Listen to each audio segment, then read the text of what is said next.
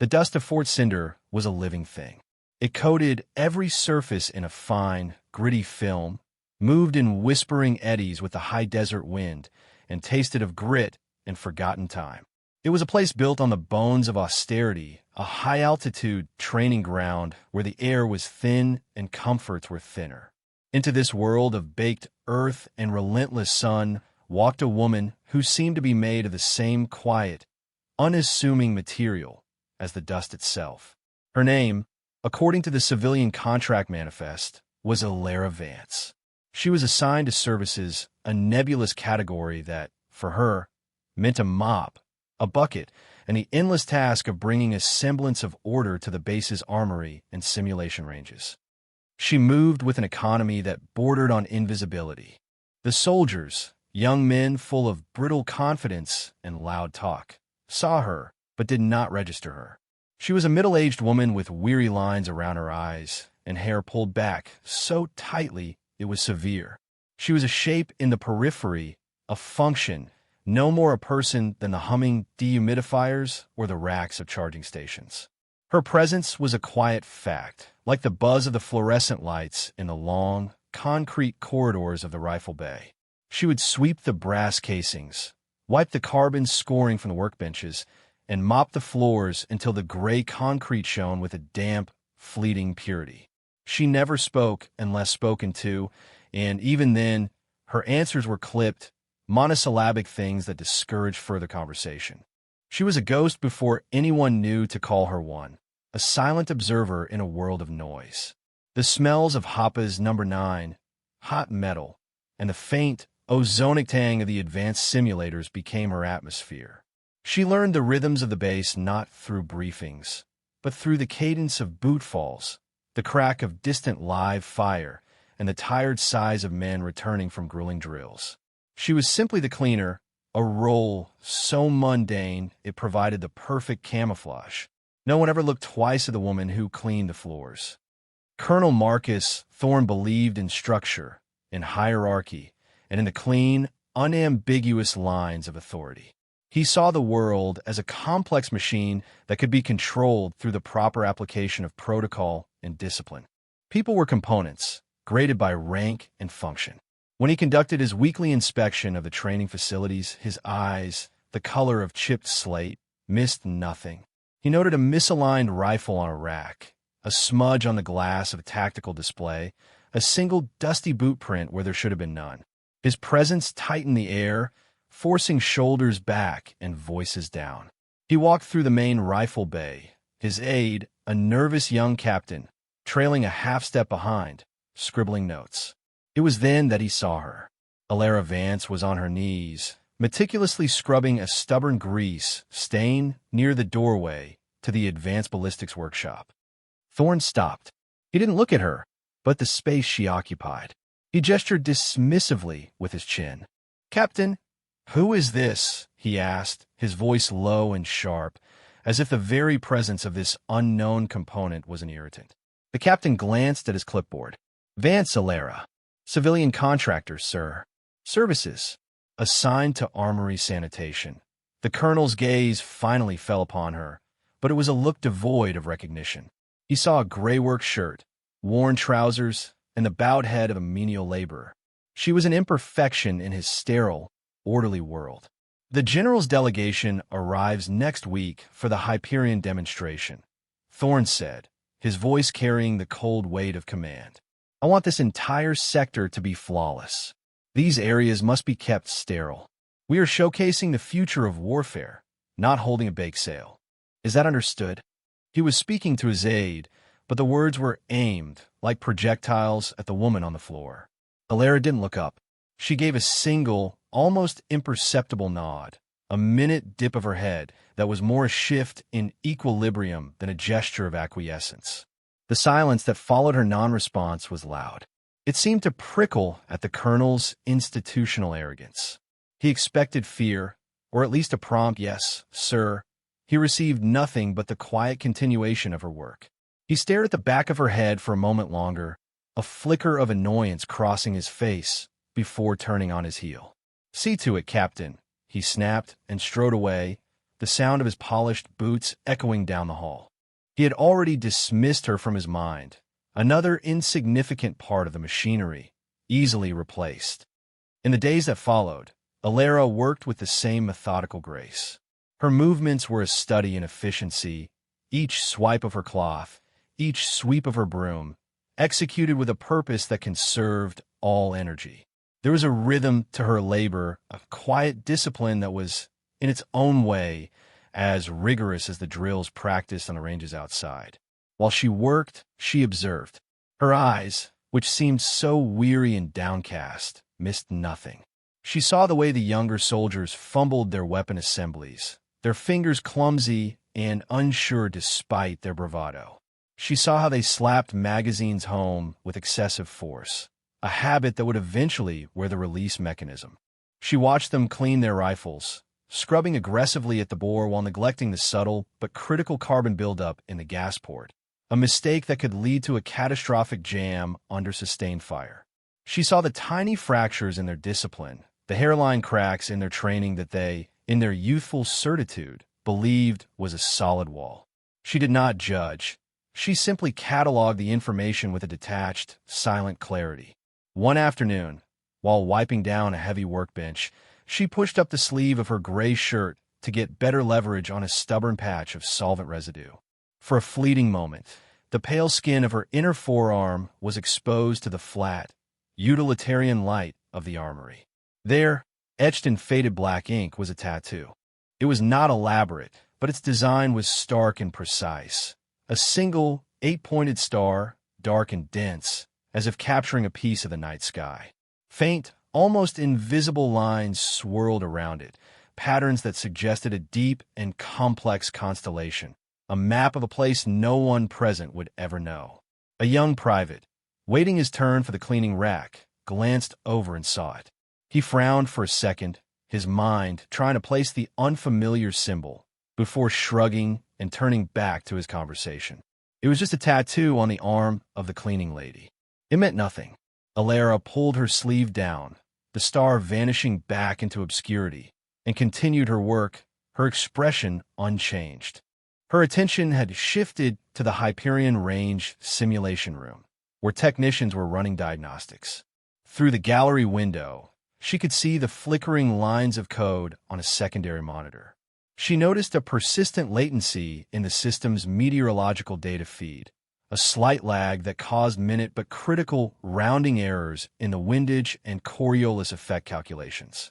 The techs, focused on the primary displays, missed it entirely.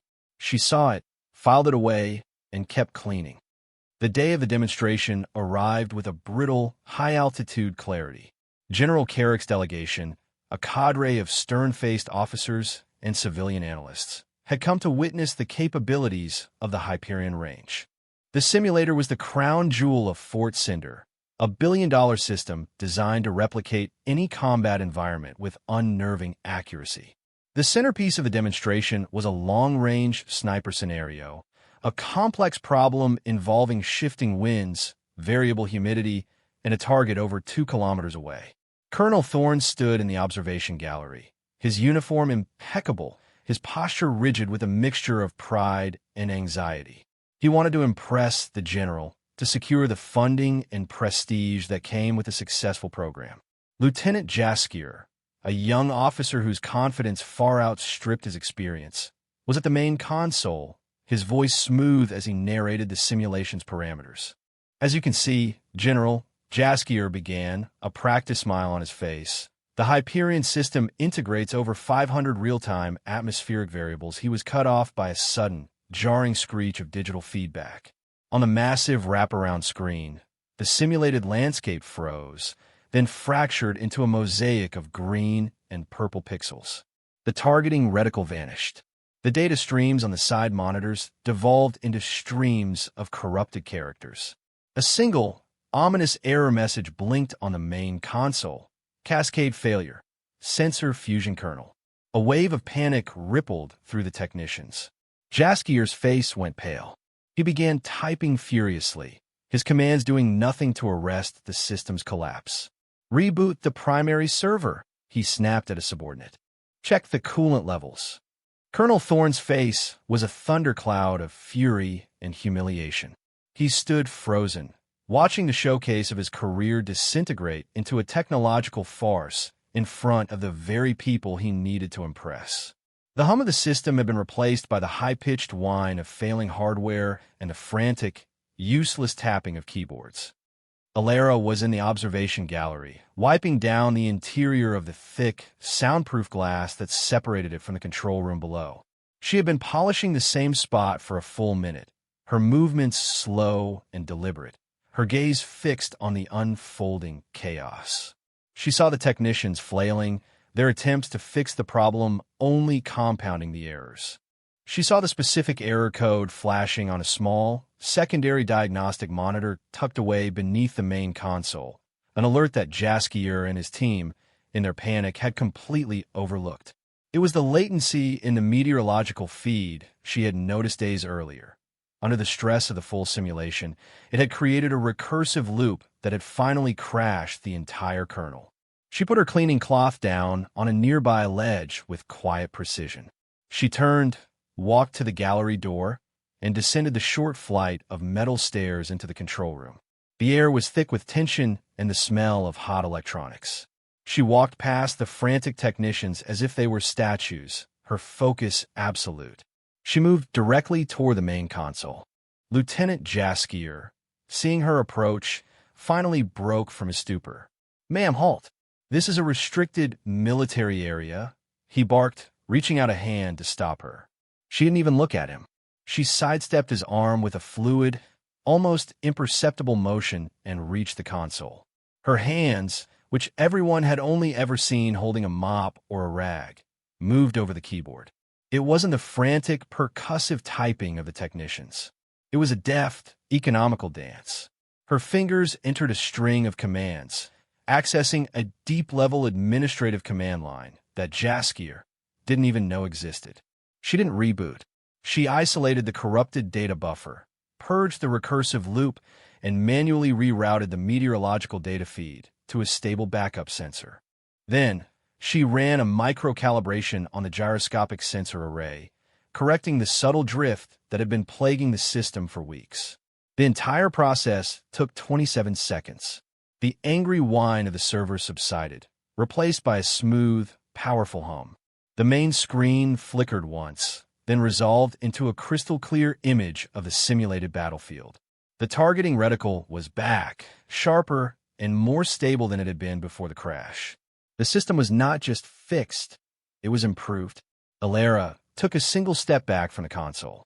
She turned, without a word or a glance at the stunned faces around her, walked back up the stairs, picked up her cleaning cloth from the ledge, and resumed wiping the glass. A heavy, profound silence filled the control room. The technicians stood frozen, staring first at the perfectly functioning monitors, then at the back of the woman calmly cleaning the gallery window. Lieutenant Jaskier opened his mouth, then closed it, a flush of crimson creeping up his neck. Colonel Thorne, watching from above, was utterly dumbfounded. He had witnessed the entire event, from the catastrophic failure to the silent, impossible fix. He strode to the intercom, connecting him to the control room floor. "Jaskier," he said, his voice dangerously low. "Report. What just happened?" Jaskier swallowed hard. "Sir, I don't know. The system is back online. It's stable. I'm not talking about the system, Lieutenant. I'm talking about the woman." "Who the hell is that?" Thorne demanded. Jaskier could only shake his head, his earlier arrogance completely stripped away. That's just the cleaner, sir." The words sounded absurd even as he said them. In the back of the gallery, a master sergeant, a grizzled NCO with 20 years of service in harsh places, leaned toward his companion. He had been watching Alara, not the screens. He had seen the way she moved, the utter lack of hesitation. And he had caught a clear glimpse of the tattoo on her forearm as she worked the keyboard. "I know that mark," he muttered, his voice a low rumble. "Or something like it. Saw it on a Tier 1 operator in Kandahar. A guy nobody talked about.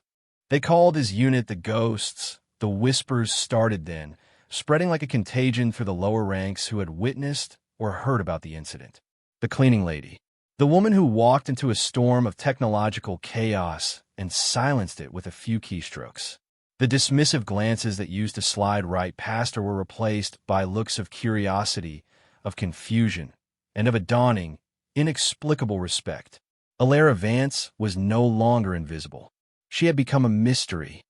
The Hyperion incident had saved Thorne from complete humiliation, but it left him deeply unsettled. The primary demonstration for General Carrick himself was scheduled for the next day, a live-fire exercise with the new XM-250, an experimental rifle platform with a sophisticated integrated optic system. The base's designated marksman, a young sergeant who was a prodigy with conventional weapons, was now rattled. His confidence, shaken by the near disaster in the simulator, was gone. Thorne couldn't afford another failure. He needed certainty. He needed perfection. Driven by a desperation that overrode all protocol, he went looking for Alara Vance. He found her in the main armory, disassembling and cleaning a standard service rifle with a practiced efficiency that was almost hypnotic. The weapon was broken down to its smallest components on a clean white cloth, each piece laid out in perfect order. Thorne stopped a few feet away, the echo of his own earlier, dismissive words mocking him. He didn't know what she was, but he knew she was more than she appeared. He cleared his throat. Vance, she didn't look up immediately. She finished wiping down the bolt carrier group before slowly raising her head, her gaze calm and unreadable. The arrogance was gone from Thorne's voice, replaced by a raw, uncertain urgency. "Can you shoot?" It wasn't an order. It was a question, freighted with the weight of his career. Alara looked at him, her eyes holding his for a long moment. The silence stretched, thick and heavy in the quiet armory. Then, she gave a one-word answer, her voice low and steady. "Yes." He led her to the long-range live-fire position. The wind was a treacherous beast here, gusting and shifting through the canyons. The target, a black silhouette, was a tiny speck 2,200 meters away. Thorne handed her the XM-250. "The wind is averaging 12 knots, gusting to 20 from 2 o'clock. "Show me." Alara took the rifle. The weapon, a fusion of carbon fiber and advanced electronics, settled into her shoulder as if it were a part of her. Her posture, her grip, the way she canted her body into the wind. It was all instinctual, fluid, the muscle memory of a lifetime. The young marksman she was replacing watched, his mouth slightly agape. She ignored the rifle's advanced digital scope, which offered to calculate the shot for her. Instead, she looked at the terrain, reading the subtle dance of the heat haze, the sway of a distant, hardy shrub. Her eyes did the work of a supercomputer. She breathed in, then out, her body becoming perfectly still in the exhale. The rifle cracked, a sharp report that cut through the wind. A second later, the sound of the impact returned, a distant metallic thwack. A direct hit. She worked the bolt action with fluid economy, chambering another round. She fired again, and a third time. In the observation tower, Thorne watched the monitor displaying the target view. 3 holes, clustered so tightly together in the center mass of the target you could cover them with the palm of your hand. It wasn't just expert marksmanship. It was artistry. It was impossible. General Carrick, a man whose placid demeanor concealed a mind as sharp as a shard of steel, observed the demonstration from the main tower, standing beside a now silent Colonel Thorne. He watched the telemetry on the monitor, his eyebrows raising slightly with each perfect shot. "Your marksman is exceptional, Colonel," Carrick remarked, his voice a calm baritone. "A true natural." He lifted a pair of powerful binoculars, focusing on the distant firing position to get a look at the shooter. He adjusted the focus, the image of the soldier swimming into sharp relief. He saw the form, the stance, the way she was one with the weapon. Then he saw her face as she turned slightly to check the wind. The general froze. The binoculars remained pressed to his eyes, but his hands had gone rigid. A deep, profound stillness came over him. "Zoom the primary camera in on the shooter," he commanded, his voice suddenly tight, strained. Maximum magnification. On the large monitor before them, the image of Alara filled the screen. General Carrick slowly lowered his binoculars, his face a mask of utter disbelief, then dawning, reverent awe. "My God," he whispered, the sound barely audible over the hum of the equipment. "It can't be." He turned to Thorne, his eyes boring into the colonel's. "Thorne, who is that woman?" "Give me her name." Thorne, bewildered by the general's intense reaction, answered quickly. "Vance, sir. Alara Vance, a civilian contractor in our services division." The general shook his head, a slow, deliberate motion. "That's not her name," he said, his voice now low and imbued with a strange gravity. "Not the one that matters. Her call sign was Nyx. She was the tip of the spear for a unit that officially never existed. A ghost program. The intelligence community, everyone. We all thought she was killed in action in the Hindu Kush 8 years ago." He looked back at the screen, at the woman who was now field stripping the experimental rifle with practiced ease. She single-handedly held off a flanking maneuver that would have wiped out my entire command. "We owe our lives to a woman the world believes is dead." Thorne was speechless. He felt a cold dread mix with a sense of profound wonder. He had threatened this woman, dismissed her, treated her like dirt. A hurry call was made. A file was pulled from the deepest, most secure digital vault. It was almost entirely redacted, page after page of blacked-out lines. But there was a single, grainy photograph that had escaped the censor's pen. It was her, younger, harder, but unmistakably the same person. Alara Vance was an alias, a cover story for a life that had been erased. The colonel finally understood. He hadn't been watching a cleaner or even a talented shooter. He had been in the presence of a legend. The story of the general's revelation passed through the base like a shockwave. Whispers turned into stunned conversations. The cleaning lady. Nyx. A ghost. The soldiers who had ignored her, who had seen her as nothing more than a fixture, now looked at the armory doors with a kind of fearful reverence.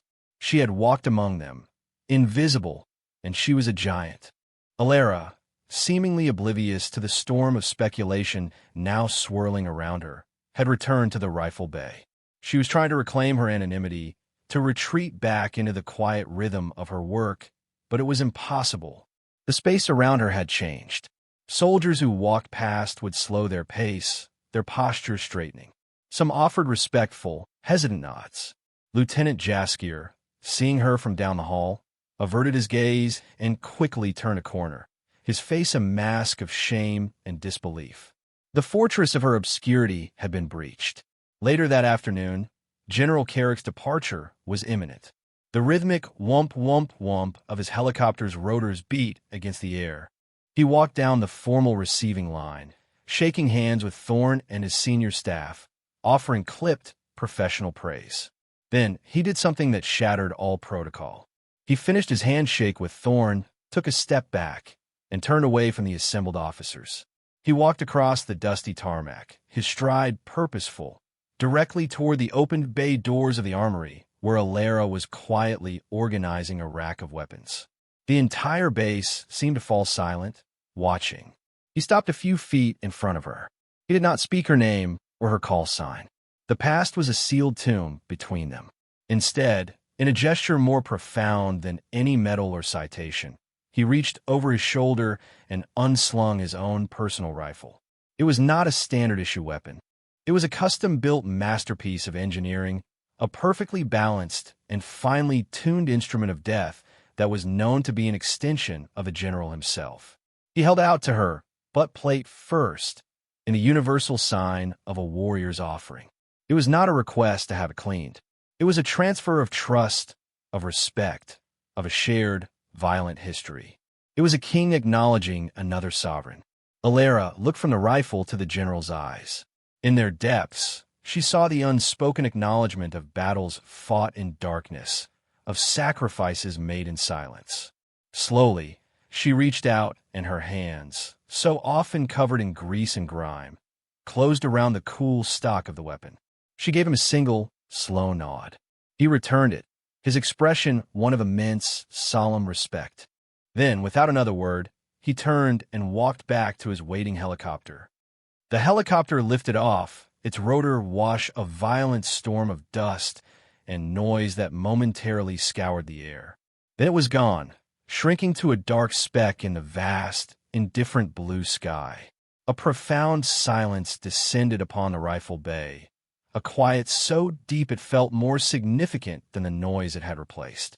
Alara stood alone, the general's rifle held loosely in her hands. The weapon felt like a phantom limb, a weight her body had been trained to carry, a familiar burden she thought she had shed forever. Colonel Thorne appeared in the doorway of the bay, silhouetted against the harsh afternoon light. He didn't enter, but stood on the threshold, his authority, now hesitant, humbled. "The world thought you were gone," he said, his voice quiet, stripped of its former bluster. It was the first time he had spoken to her as a person. "Some parts are meant to stay gone," she replied. It was the first full sentence she had spoken to him. Her voice was low, with a rough and used quality, like an engine that hadn't been started in years. Thorne nodded, a flicker of understanding in his eyes. He finally saw the truth of her. She hadn't been hiding. She had been trying to rest. "Your contract," he said. "It's whatever you want it to be. We've arranged for new quarters. Anything you require, you need only ask." She offered no reply. He accepted her silence, gave a short, respectful nod, and left her alone. Alara walked over to a clean workbench and carefully placed the general's rifle upon it. She ran a hand over the cool, carbon fiber stock, her fingers tracing the weapon's clean, lethal lines. The low, oblique light from a high window caught her forearm, illuminating the dark, eight-pointed star of her tattoo, making it gleam for an instant like a distant, dying sun. The steady, low-frequency hum of the base's generators was the only sound. The dust, for a time, had settled. Her anonymity was shattered, but her silence, the true fortress of her soul, remained her own. She had been seen, not for the simple woman she pretended to be, but for the ghost she was. And in the quiet hum of the armory, that was enough.